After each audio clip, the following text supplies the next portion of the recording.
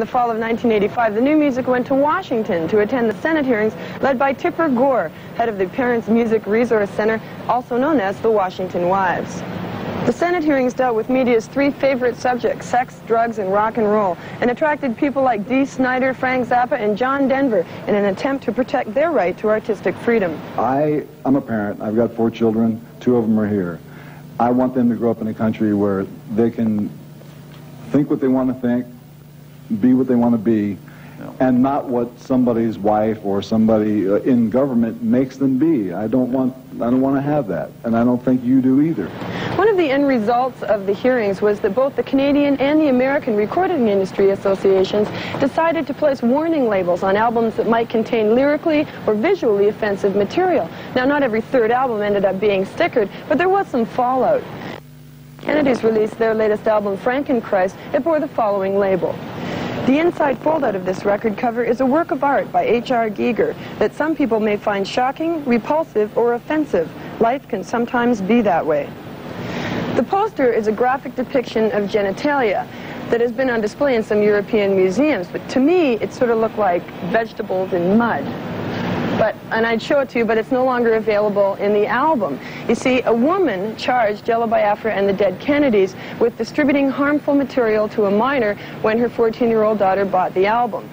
This case was considered precedent-setting by many in the entertainment industry, and it finally went to court last week. Much Music's Erica M. was in Los Angeles, and we asked her to track down Jello Biafra.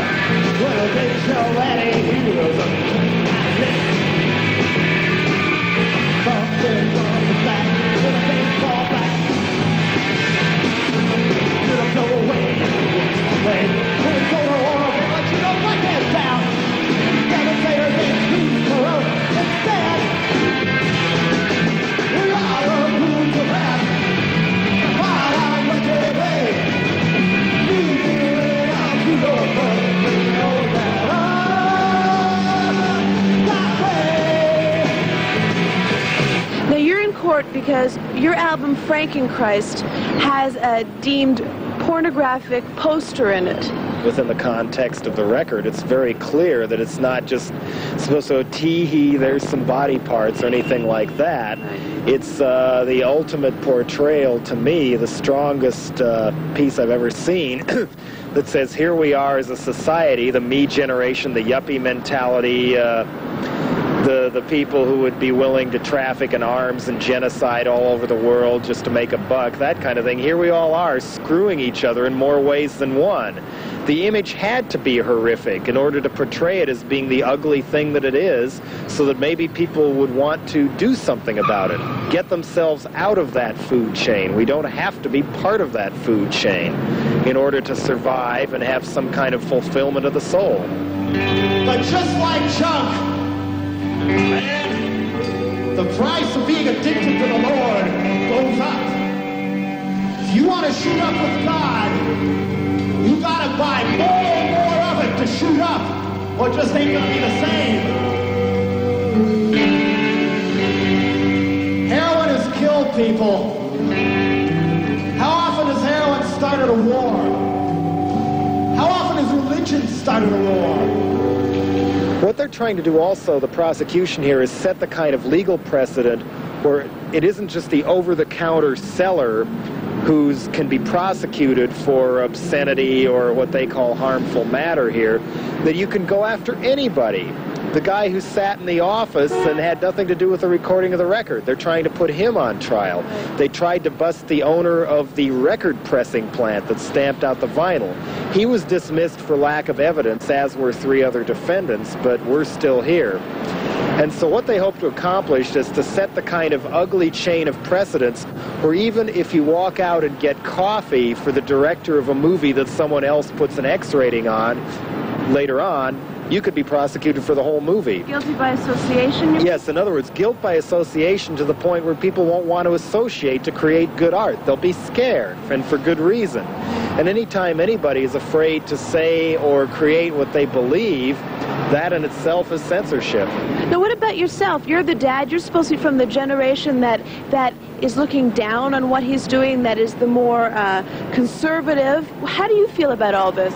In actuality, I believe in a free society, and I raised my kids, I hope, to believe in a free society. I thought the arguments of the defense attorneys were very eloquent, and then I thought they really should be made by Spencer Tracy in a 1930s black and white movie, because I thought the generation just before mine got through these issues and resolved them, and we had agreed we were going to have a true free society with a diversity of expression for artists, painters, writers, poets, etc. And I'm just appalled to be sitting here going through the same issue once again. As long as we have people who are uptight and have no sense of humor being given too much power, this is going to happen, though. That's why some of us who try to create something new use our art to fight those people. If anybody needed a dose of H.R. Giger and dead Kennedys, it was this prosecuting team. I mean, it's obvious, yes, they won't admit it, but they learned something from it, too. That's what good art is art that inspires people to think, even if they don't like it. I mean, the argument the prosecutor made today was that because this album and the visual art didn't have a happy ending, it therefore was legally liable. What happens to Platoon, the film? What happens to Full Metal Jacket or Apocalypse Now? What happens to the documentary on acid rain made in Canada that the Reagan administration has forbidden to be shown in America? All kinds of media and our access to information itself is what's on trial here and in many other places. It's an organized attempt by cultural vigilantes to shut down our right to know.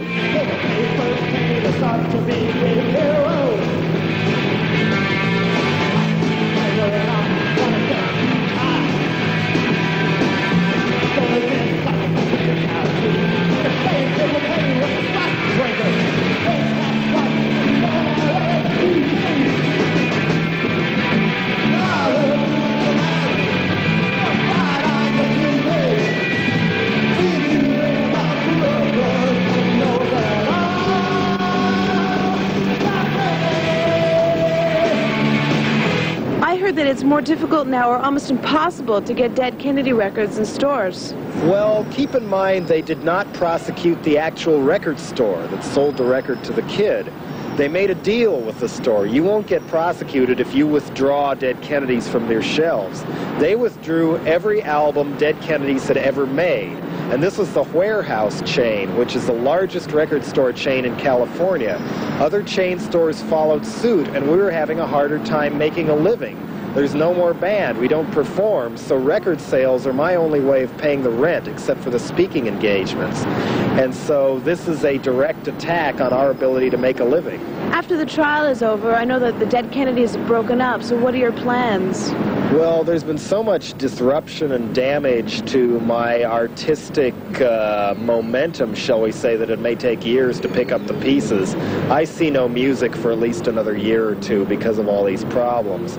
So I will do a speaking tour in the fall. I may turn up in Canada for part of this. It's sort of aimed at college campuses, shall we say. I mean, if G. Gordon Liddy is the highest paid college lecturer in America, someone's got to do something. The eventual outcome of the case was a 7-5 jury vote for dismissal.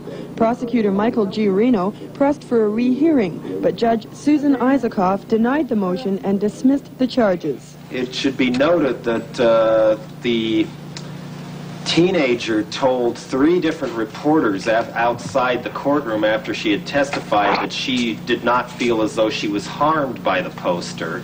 She thought it was, quote, gross but not harmful, unquote. And the mother said that when she had sent the complaint letter, she did not think there would be such a big to-do about it. The prosecutor admitted to the LA Weekly about a year ago that they did have other prospective rock prosecutions they were looking at and chose us out of the pile. It's not